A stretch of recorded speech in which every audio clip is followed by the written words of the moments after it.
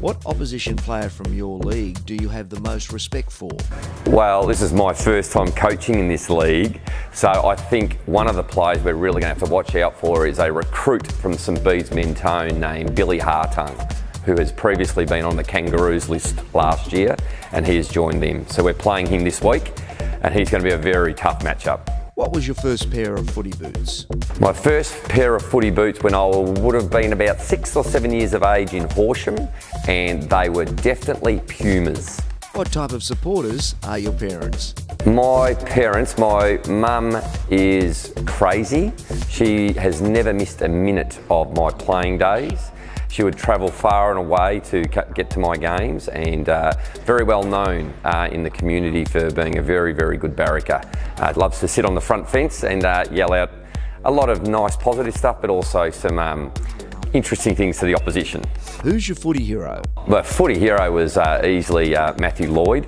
I'm a mad Essendon supporter, so Lloydie was definitely one of my big favourites. Favourite footy moment? Apart from going to Essendon Grand Finals, I was lucky enough to go to the 84 Grand Final, the 85 Grand Final, the 1993 Granny, and then I topped it off with going to the 2000 Grand Final. They are absolute magic moments.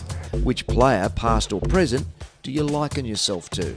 I liken myself to Chris Scott. If I was trying to model myself on a coach, Chris Scott seems to be the one I really admire. I love the way he presents in the media. Extremely articulate, so knowledgeable, forward-thinking, innovator. But yeah, seems to be really good at the strategy stuff, but also the building relationships with players side of coaching, and I really admire that sort of stuff. Your most influential coach and why? The most influential coach I ever had was a guy that coached me at St Bede's Mentone, whose name was Peter Geddes.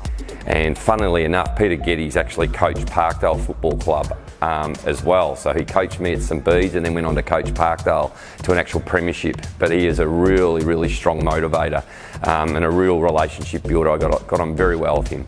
Your best asset as a player? Look, I'd like to think that I'm good at building relationships. I like to think that I understand young blokes really well. Being a teacher as well as a coach, dealing with anywhere from 17-year-olds through to 30-year-old young men, I really love those sort of relationships you build with those, and the trust that you sort of instill in them, and then build very respectful relationships. So really like working with that age group. Your worst? I've really had to, in the last few years, work on some of my coaching strategies and how to teach those strategies to a suburban club. When you know, like things like where not all the players turn up every night, and you're doing strategy stuff knowing that there's probably 8 to 10 guys missing it, and you've got to follow up on that, and you just got to make it repetitive and keep it going. So getting better at instilling a game plan built on quite a bit of strategy, but also getting it to the level that you're actually coaching and making it pretty easy and keeping it simple. What are you most proud of yourself for? Or what's your greatest footy achievement? Personal football achievement. I think the best and most memorable game I ever played in personally was a preliminary final for St Bede's Mentone in C grade. We unfortunately lost the game, but I had my best ever game of football I can remember. I was a half-forward flanker that ran through the middle. And in the second half, we lost 2 midfielders, so I had to play on ball for the whole second half.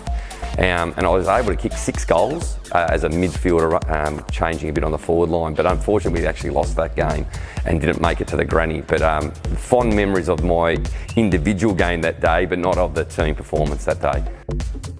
Get your GameFace on.